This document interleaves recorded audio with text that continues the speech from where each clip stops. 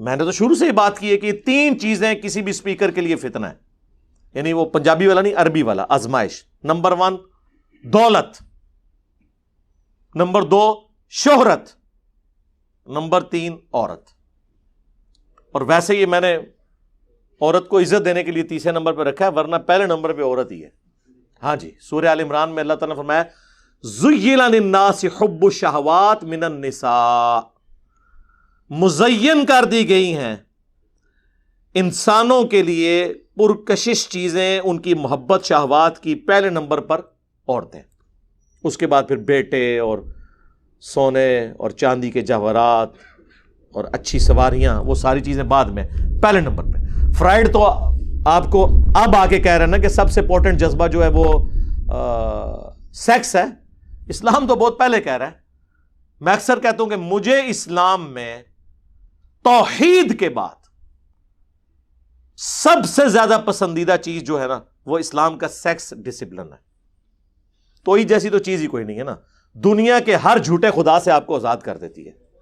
کسی کی آپ پرواہ نہیں کرتے، آپ ٹروتھ لور بنتے ہیں، سچائی کے لیے کھڑے ہوتے ہیں۔ یہ توحید کی برکت ہے۔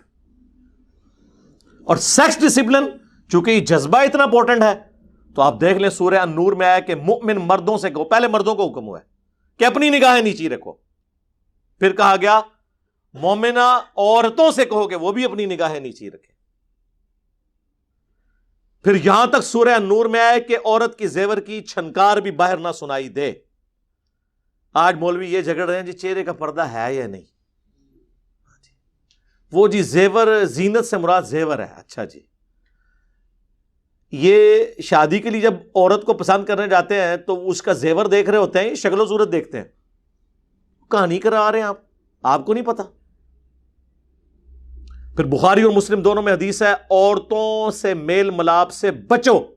کسی نے پوچھا دیور، آپ نے فرمایا دیور تو موت ہے، یعنی دیور اور بھابھی کا بھی پردہ ہے تو باقی تو شاہی کوئی نہیں۔ ایٹ لیسٹ اگر کمبائنڈ فیملی سسٹم ہے تو نگاہوں کا تو ہے کہ جھکا کے بات کی جائے۔ جامعہ ترمذی میں حدیث ہے جہاں 2 غیر محرم مرد و عورت ہیں، تیسرا شیطان ان کے اندر ہوتا ہے۔ صحیح مسلم میں حدیث ہے کہ نبی علیہ السلام فرماتے ہیں کہ مجھے میرے رب نے حکم دیا ہے اچانک پڑ جانے والی نگاہ کے بارے میں کہ میں فوراً اسے اٹھا لوں۔ وہ جو اکثر آپ کو سننے کو ملتا ہے جی پہلی نگاہ معاف ہے۔ پہلی نگاہ معاف کا مطلب ہے کہ پہلی دفعہ جب پتہ چل جائے، اگر کسی کو بغیر نگاہ کے بھی پتہ چل گیا کہ غیر محرم عورت سامنے آ گئی ہے، پھر یہ نہیں ہے کہ پہلے ڈالے گا اور پھر ایسے ہٹائے گا، یا ایک نگاہ میں گھر تک چھوڑ کے آئے گا جس نے سا روکیا ہوتا ہے، نہ، یہ ایک محاورتاً بات ہے۔ بخاری اور مسلم دونوں میں حدیث ہے میں اپنے بعد تم مردوں کے لیے سب سے بڑی آزمائش عورتیں چھوڑ کے جا رہا ہوں۔ تو جہاں پہ سیکس ڈسپلن اتنا سخت ہو، المعجم الکبیر طبرانی کے اندر حدیث موجود ہے، سلسلہ احادیث صحیحہ کے اندر شیخ البانی نے نقل کیا ہے کہ نبی صلی اللہ علیہ وآلہ وسلم نے ارشاد فرمایا کہ کسی شخص کا کسی غیر محرم کو ہاتھ لگانا،